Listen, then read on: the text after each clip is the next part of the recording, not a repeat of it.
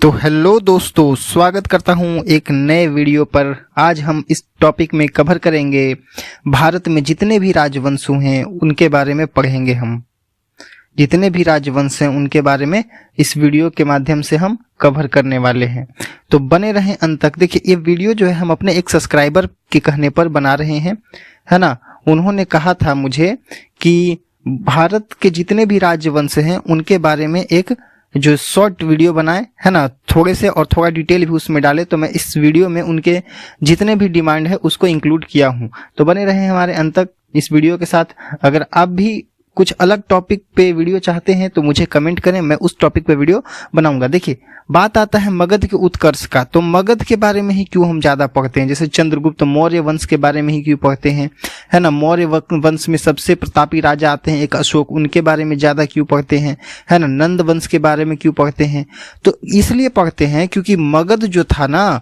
वो सबसे प्रभावशाली उस समय का राज्य था, सबसे शक्तिशाली राज्य था मगध, है ना। क्योंकि पूरा जो भारत था ना वो 16 महाजनपद में डिवाइड था फ्रेंड्स, 16 महाजनपद में, जिसमें एक सबसे शक्तिशाली जो महाजनपद था, जो राज्य था, वो था मगध। समझ में आ रहा है, ये बात आता है। और चूंकि ये सबसे ज्यादा प्रभावशाली था इसलिए हम इसके बारे में अच्छे से पढ़ते हैं। देखिए, अब क्या होता है कि सबसे पहला टॉपिक हम लोग शुरू करने जा रहे हैं कि मगध का उत्कर्ष कैसे हुआ। ठीक है, देखिए, मगध का जो सबसे प्राचीन वंश था वो बृहदत्त था, है ना। जो मगध का सबसे प्राचीन वंश के संस्थापक जो था वो बृहदत्त था। इसकी राजधानी गिरिव्रज हुआ करती थी, यानी कि आज का राजगीर, है ना। अभी भी बिहार में बिहार का एक जिला है वो राजगीर, है ना। यहाँ फिर ये है कि जरासंध बृहदत्त का पुत्र था। देखिए, जरासंध का जो है ना, जरासंध, इसका बात महाभारत में भी आता है। अगर आप में से कोई महाभारत देखा होगा तो उसमें जरासंध का एक अलग सा मोड़ आता है ना, जिसको भीम हरा देता है। समझ में आ रहा है। और मगध का ही राजा हुआ करता था जरासंध, लेकिन इसके भी पिता थे वो बृहदत्त थे। ठीक है, ये देख सकते हैं एक मैप में, ये 16 जो पूरा महाजनपद था इसके बारे में दिखाया गया है, देख सकते हैं 16 महाजनपद। यहाँ पर, यहाँ किधर है, मगध है। देखिए मगध, और आज का वही पाटलिपुत्र यानी कि बिहार। ठीक है, बाजू में देख सकते हैं कि अंग है, ये है काशी जो कि वाराणसी है, फिर चेदी है, अवंती है ना, ये सब भी है। फिर क्या, मल्ला है, कुरु है जो कि हस्तिनापुर हुआ करता था, कंबोज है, गांधार है ना, आज के पाकिस्तान में पड़ता है, मत्स्य है, पांचाल है, कौशल है ना। फिर इतने सारे, मतलब कि टोटल 16 महाजनपद हैं, टोटल 16 महाजनपद। ठीक है, आगे बढ़ते हैं इस वीडियो में, तो देखते हैं कि एक आपके लिए एक ट्रिक लेकर आया हूं, और इस ट्रिक के माध्यम से ये बताया जा रहा है कि देखिए, मगध साम्राज्य पर शासन करने वाले, है ना, क्रमबद्ध सभी के नाम हैं, और उनको याद करने का एक ट्रिक यहाँ पर है कि हसीन माशूका 7 है। देखिए, हसीन माशूका 7 है। अब इसका क्या मतलब, देखिए, ह से सबसे पहला जो आया था वो हर्यक वंश का शासक था। एकदम क्रमबद्ध है और याद कर लेना है, ठीक है ना। ह से हर्यक वंश, है ना। सी से शिशुनाग वंश आता है हर्यक वंश के बाद। फिर आता है नंद वंश। फिर इसके बाद नंद वंश का जो राजा था धनानंद, उसको हराकर जो है कि मौर्य वंश का स्थापना होता है, जो कि चंद्रगुप्त मौर्य के द्वारा होता है। तो म से मौर्य वंश, फिर आता है सु से शुंग वंश, और का यानी कि कनोवंश, और सात यानी कि सातवाहन वंश, है ना। सातवाहन वंश को आंध्र सातवाहन भी कहा गया है, आंध्र सातवाहन। देखिएगा, अब आगे देखते हैं। तो सबसे पहला जो है वो हम पढ़ने वाले हैं हर्यक वंश के बारे में। तो देख सकते हैं कि मगध के सबसे प्राचीन वंश के संस्थापक जो था बृहदत्त थे। इसकी राजधानी गिरिव्रज हुआ करती थी, यानी कि आज के राजगीर। और जरासंध जो था इसका बृहदत्त का ही पुत्र था।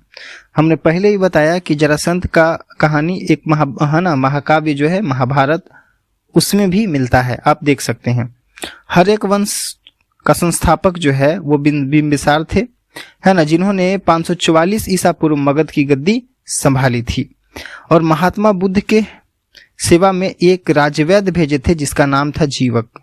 ये काफी एग्जाम में देखने को मिला है, प्लस एनसीईआरटी में भी है, प्लस लूसेंट में भी है कि महाबुद्ध के सेवा में बिंबिसार ने किसे भेजा था, तो अपने राजवैद्य को भेजा था जिसका नाम था जीवक। ठीक है, अब देखते हैं बिंबिसार के योगदान और प्रशासन के बारे में।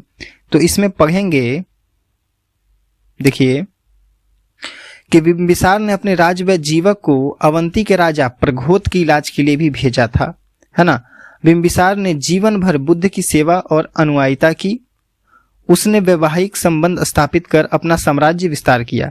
जो पहले के राजा थे वो अपने शक्ति में वृद्धि, है ना, शक्ति में वृद्धि और साम्राज्य में वृद्धि, साम्राज्य में दो माध्यम से करते थे। पहला तो है एक युद्ध के माध्यम से, है ना, युद्ध से किसी क्षेत्र को जीत लेना, है ना, और दूसरा जो था वो विवाह करके, ताकि जब भी वो युद्ध में जाएं तो उनके जो संबंधी हैं वो भी उनके पक्ष में रहें, है ना। आगे बढ़ें तो देखिए किससे वो उसने विवाह किया था। तो सबसे पहले कि कौशल नरेश, जो कि कौशल एक महाजनपद ही था उस समय, तो कौशल नरेश प्रसेनजीत की बहन महाकोसला से विवाह किया था। और वैशाली के चेटक की पुत्री चेलना से विवाह किया था। और मद्र देश यानी कि आधुनिक पंजाब की राजकुमारी क्षेमा से भी उसने विवाह किया था, है ना। क्यों किया गया था, तो साम्राज्य विस्तार के लिए। आगे बढ़ते हैं तो देखते हैं कि बौद्ध धर्म के अनुयायी थे। सबसे पहले पूछेगा बिंबिसार किसके अनुयायी थे, किस धर्म के मानने वाले थे, तो बौद्ध धर्म के, है ना। यह पहले भारतीय राजा थे जिसने प्रशासनिक व्यवस्था पर बल दिया। बिंबिसार ने बृहदत्त को हराकर अंग राज्य को मगध में मिला लिया था, है ना। आप देख सकते हैं इस फिगर में जो हमने ऊपर 16 महाजनपद का एक, है ना, मैप लगाया था, उसमें जो था अंग अलग राज्य था, है ना। इधर अंग, इधर था मगध और इधर था अंग, है ना। बिंबिसार ही क्या किया था, बृहदत्त को हराकर जो अंग को मगध में मिला लिया था।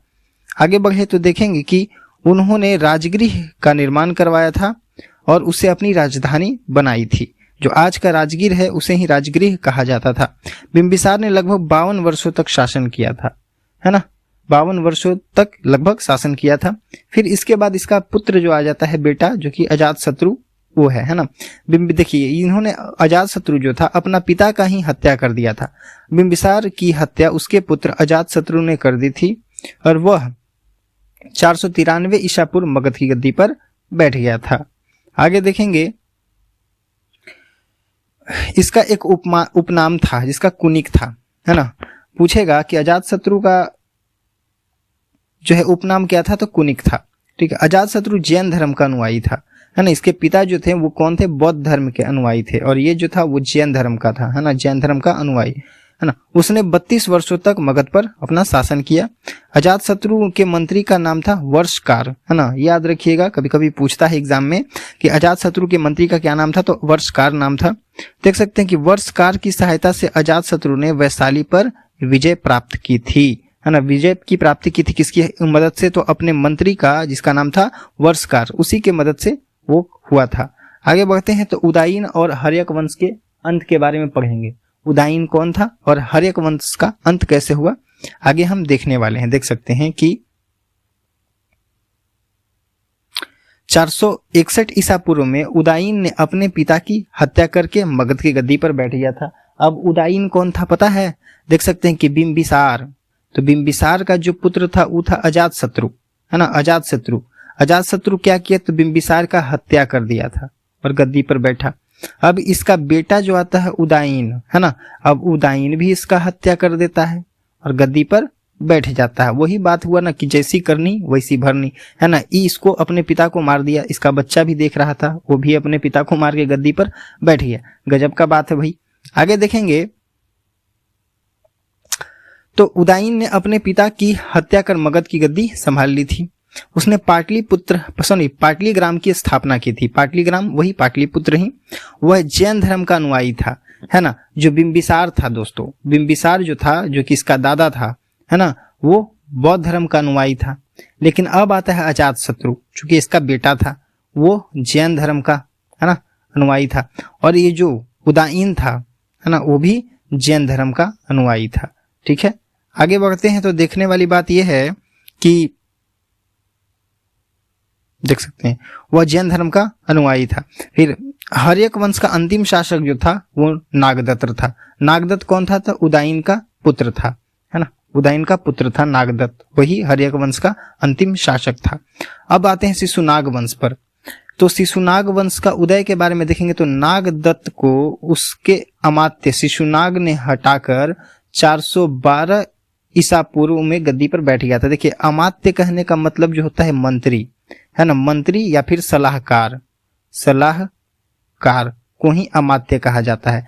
तो ये जो शिशुनाग था ना, वो नागदत्त जो था वो ज्यादा योग्य राजा नहीं था, तो उसको हटा दिया गया था उसके ही अमात्य मंत्री यानी कि शिशुनाग के द्वारा, है ना। और कब बैठ गया था गद्दी पे? तो 412 ईसा पूर्व गद्दी पर वो बैठ गया था। आगे बढ़ते हैं तो देखिए, शिशुनाग ने पाटलिपुत्र से राजधानी हटाकर वैशाली को स्थापित कर दिया था। शिशुनाग क्या किया था कि पाटलिपुत्र पहले राजधानी हुआ करता था, उसको हटा दिया और वैशाली में स्थापित कर दिया। आगे देखेंगे तो देखिए, शिशुनाग का उत्तराधिकारी जो बना था वो कालाशोक था। शिशुनाग का अधिकारी कौन था? तो कालाशोक, है ना, जिसने राजधानी को फिर से पाटलिपुत्र बना दिया था, है ना। पहले क्या किया कि पाटलिपुत्र से हटाकर वैशाली बनाया, और फिर क्या हो रहा है कि वैशाली से हटाकर पाटलिपुत्र को बनाया जा रहा है। ठीक है, ये बात हो रही है। अब आता है कि देखिए, शिशुनाग वंश का अंतिम शासक जो था नंदीवर्धन था। ठीक है, ये बात याद रखेंगे कि शिशुनाग वंश का अंतिम राजा क्या था? तो नंदीवर्धन था। आगे बढ़ेंगे तो देखिए, नंद वंश का उदय अब होता है यहां से। तो नंद वंश के संस्थापक कौन थे? तो महापद्मानंद, है ना, महापद्मानंद जो था नंद वंश का संस्थापक था। यह शासक महान विजेता माना गया, है ना। इसने कई छोटे छोटे राज्यों को जीतकर मगध राज्य में, है ना, विस्तार दिया, मगध राज्य को विस्तार दिया था। अब यहीं से जो है साम्राज्य की विस्तार नजर आती है। नंद वंश के बाद आता है मौर्य वंश, है ना, मौर्य वंश। नंद वंश का जो अंतिम शासक था वो धनानंद था, धनानंद। इसको हरा देता है चंद्रगुप्त मौर्य, चंद्रगुप्त मौर्य हरा देता है और गद्दी पर बैठता है। देखिए, आज के इस लेक्चर में सिर्फ 3 ही वंश को हम देखेंगे। आगे के जो 3 या 4 वंश आगे आता है वो हम नेक्स्ट वीडियो में देखेंगे।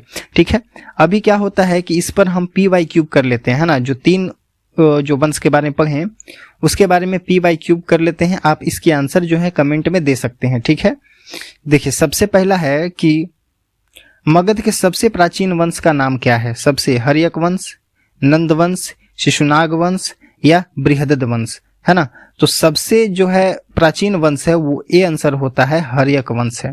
ठीक है, आगे बढ़ें। दूसरा क्वेश्चन आता है कि बिंबिसार ने मगध की गद्दी किस वर्ष संभाली थी, है ना। बौद्ध ग्रंथों के अनुसार जल्दी से बताएं, बिंबिसार ने मगध की गद्दी किस वर्ष संभाली थी?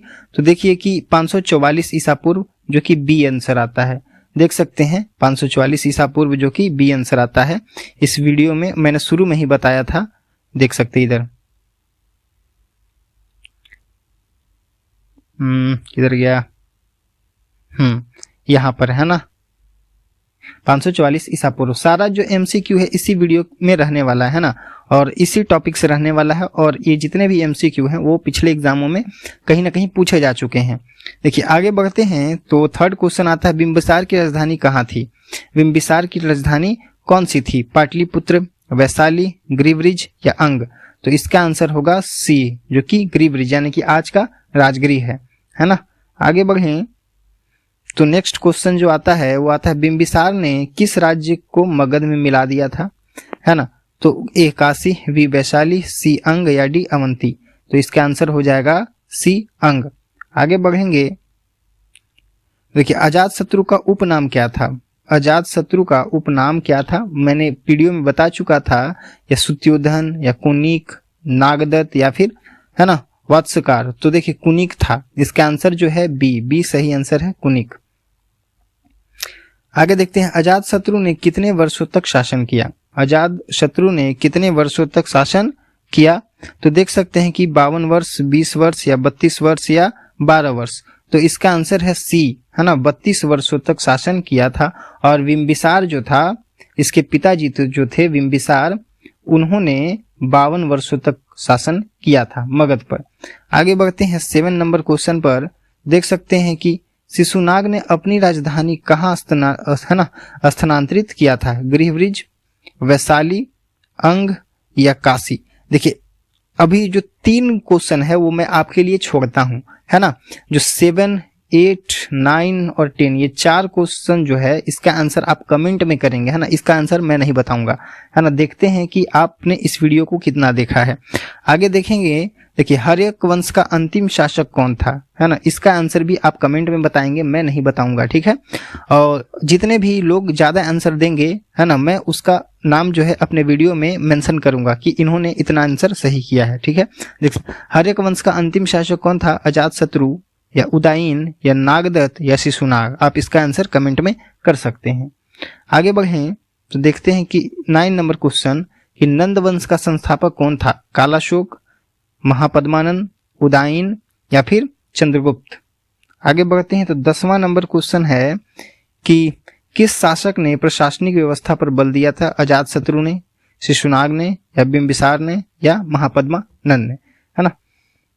तो ऐसे ही वीडियो के लिए बने रहें हमारे चैनल के साथ।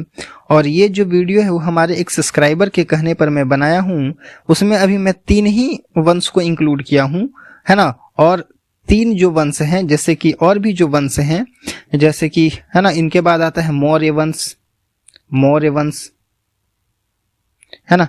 फिर इनके बाद आता है कण्व वंश, मतलब और आदि जितने भी मगध पर शासन करने वाले वंश हैं उनका मैं वीडियो लाऊंगा, है ना, अगले नेक्स्ट वीडियो में। तो देख सकते हैं इससे, है ना, इसका ट्रिक भी मैं दिया गया इस वीडियो में दिया हूं कि हर्यक वंश, शिशुनाग वंश और फिर नंद वंश और मौर्य वंश, है ना। ये जो 4 वंश है और जो नेक्स्ट वीडियो में इस वंश, है ना, नेक्स्ट वीडियो में इसके बारे में मैं बनाऊंगा। तो मौर्य वंश, शुंग वंश, कण्व वंश, सातवाहन वंश, इसके बारे में नेक्स्ट वीडियो में। और नेक्स्ट वीडियो के लिए बने रहें हमारे चैनल के साथ, है ना। सब्सक्राइब करें, शेयर करें, क्योंकि मुझे वीडियो बनाने में काफ़ी मेहनत लगता है फ्रेंड्स। भले वो वीडियो 10-12 मिनट की रहती है, लेकिन इसको तैयार करने में मुझे लगभग 2 से 2.5 घंटे 3 घंटे का समय जाता है ना। अगर आप लाइक करते हैं, सब्सक्राइब करते हैं, शेयर करते हैं तो मुझे काफ़ी मोटिवेशन मिलती है और मैं इस, है ना, ऐसे ऐसे वीडियो आपके लिए लाता रहूँगा। तो थैंक यू।